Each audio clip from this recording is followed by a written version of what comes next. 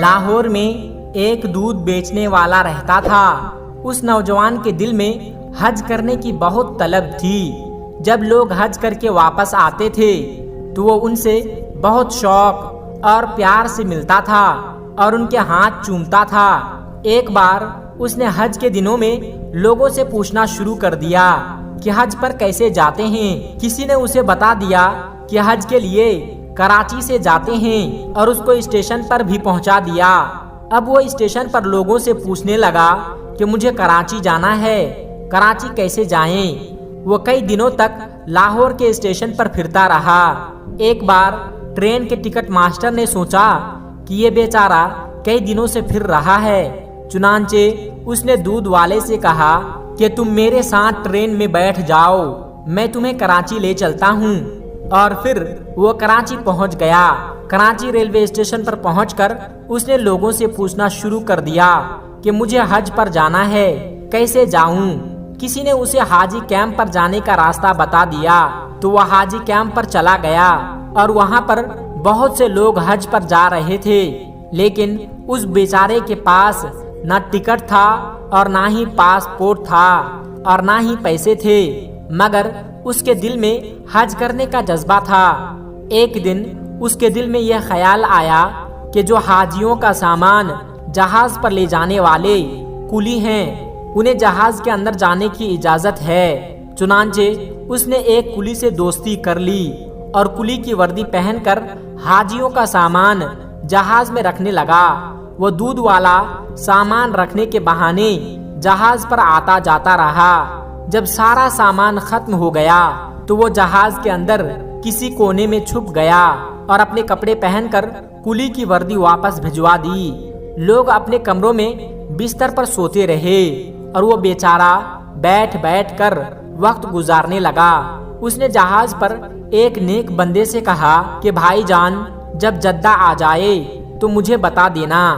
چنانچہ جب جدہ شہر کی روشنی نظر آنے لگی تو ان صاحب نے اسے بتا دیا کہ وہ دیکھو جدہ آ گیا ہے۔ اس کے بعد وہ دودھ والا جہاز کے اوپر چڑھ گیا اور وہاں کھڑے ہو کر سمندر میں چھلانگ لگا دیا، لیکن اسے تو تیرنا بھی نہیں آتا تھا۔ چنانچہ جب وہ نیچے گیا تو پھر اوپر ہی نہ آ سکا۔ اس آدمی نے دیکھا کہ یہ تو نظر ہی نہیں آ رہا ہے۔ وہ سمجھ گیا کہ بیچارہ ڈوب گیا ہے۔ اس نے سوچا کہ اللہ کو یہی منظور ہوگا۔ اس کے بعد جب اس آدمی نے حج کیا اور طواف زیارت کے بعد حرم شریف سے باہر نکل رہا تھا تو اس نے دیکھا کہ وہ دودھ والا بھی حرم شریف سے باہر نکل رہا ہے۔ اس آدمی نے فوراً دودھ والے سے پوچھا کہ آپ تو وہی ہو جنہوں نے سمندر میں چھلانگ لگا دی تھی؟ تو وہ کہنے لگا کہ ہاں، میں وہی ہوں۔ اس نے دودھ والے سے پوچھا کہ تمہارے ساتھ کیا ہوا؟ تو دودھ والے نے کہا کہ میرے ساتھ کیا ہوا یہ میں تمہیں آگے جا کر بتاؤں گا۔ چنانچہ وہ آگے اس کے ساتھ چل دیا۔ جب باہر نکلا تو دیکھا کہ ایک نئی کار کھڑی ہوئی ہے اور ڈرائیور انتظار کر رہا ہے۔ دودھ والا کار کے اندر بیٹھا اور ساتھ میں اس آدمی کو بھی بیٹھا لیا اور ایک مکان کی طرف لے گیا۔ مکان میں جا کر اسے ایک جگہ پر بیٹھا دیا اور کہا کہ مہمان کے لیے کھانے پینے کی کوئی چیز لے کر آؤ۔ چنانچہ ایک خادم کچھ پھل لے کر آیا اور اس آدمی نے حیران ہو کر پوچھا کہ بھائی مجھے بتاؤ کہ قصہ کیا ہے؟ تو دودھ والا کہنے لگا کہ میں تمہیں قصہ بعد میں بتاؤں گا، پہلے میری کار دیکھو، یہ میری ہی کار ہے اور مکان بھی میرا ہی ہے۔ اس نے پوچھا کہ یہ سب کچھ تمہیں کیسے مل گیا؟ دودھ والے نے کہا کہ یہ تو راز کی بات ہے، لیکن تم میرے بارے میں سب کچھ جانتے ہو، اس لیے میں تمہیں بتا دیتا ہوں۔ پھر دودھ والا کہنے لگا کہ میرے دل میں اللہ تبارک و تعالیٰ کا گھر دیکھنے کا بہت شوق تھا اور اسی شوق کا مجھے یہ صلہ ملا کہ جب میں جدہ پہنچا تو میں نے کہا کہ اے اللہ، میں اپنے آپ کو تیرے حوالے کرتا ہوں۔ یہ کہہ کر میں نے سمندر میں چھلانگ لگا دی۔ مجھے تیرنا تو نہیں آتا تھا، بس ایسے ہی ہاتھ پاؤں مارتا رہا کہ لہر نے مجھے خود ہی دھکیل کر کنارے کی طرف لے جاتی رہی۔ میرے اندر پانی چلا گیا اور میرے ہوش اڑ گئے۔ میں کنارے پر پڑا ہوا تھا۔ جب مجھے ہوش آیا تو صبح تہجد کا وقت تھا۔ میں نے ادھر ادھر دیکھا تو باہر جانے کے سب راستے بند تھے۔ چاروں طرف لوہے کے گریل لگے ہوئے تھے۔ آگے دروازہ بند تھا۔ میں اسی گریل کے پاس بیٹھ گیا اور میں نے دیکھا کہ اس گریل کے دوسری طرف ایک گھر ہے اور اس گھر کے صحن میں ایک گائے بندھی ہوئی ہے اور 2 آدمی اس گائے کا دودھ نکالنے کے لیے آئے ہیں، مگر گائے ان سے مانوس نہیں تھی، جس وجہ سے وہ گائے ان لوگوں کے قابو میں نہیں آ رہی تھی اور وہ لوگ دودھ نہیں نکال پا رہے تھے۔ لیکن میرا تو کام ہی یہی تھا۔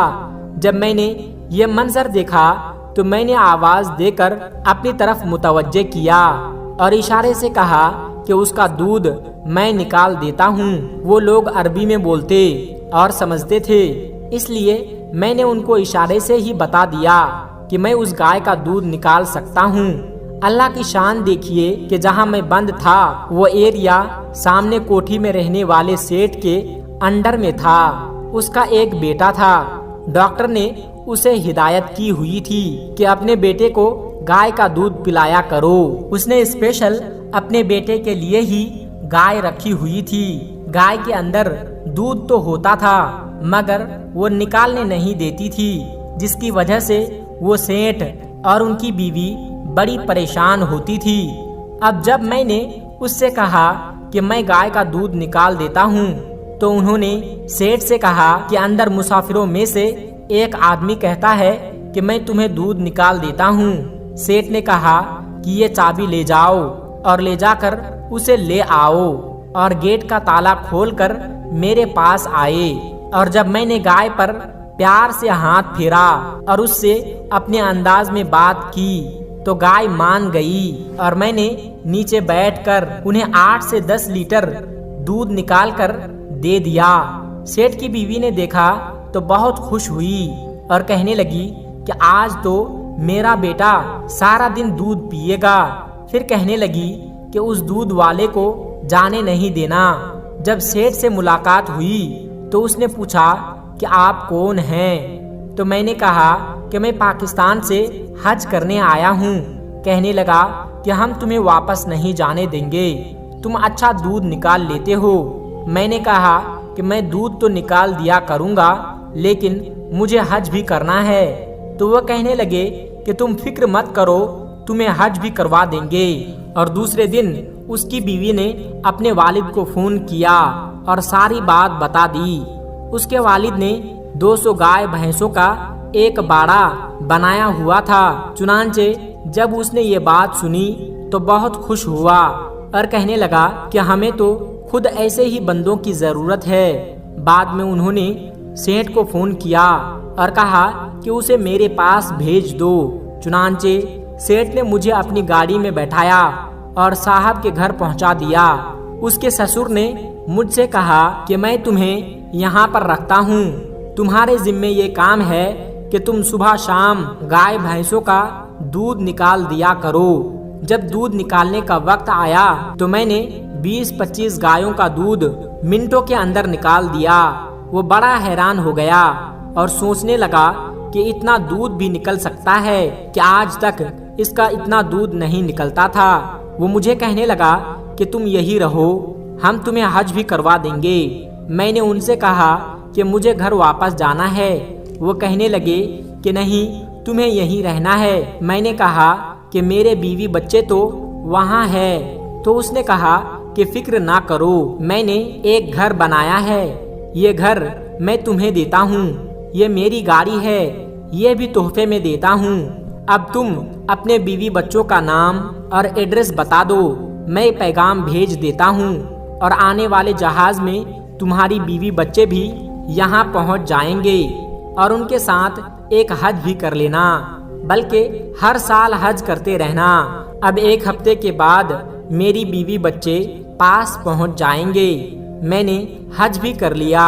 یہ اللہ تبارک و تعالیٰ کے گھر دیکھنے کی برکت ہے۔ اللہ پاک نے مجھے دنیا کی نعمت بھی عطا کر دی۔ اب میں یہیں رہوں گا۔ ہر سال بیت اللہ شریف کا حج کروں گا۔ سبحان اللہ، سبحان اللہ، اللہ بہت بڑا ہے۔ دوستو، اس ویڈیو کے بارے میں آپ کی کیا رائے ہے؟ ہمیں کمنٹ سیکشن میں ضرور بتائیے گا۔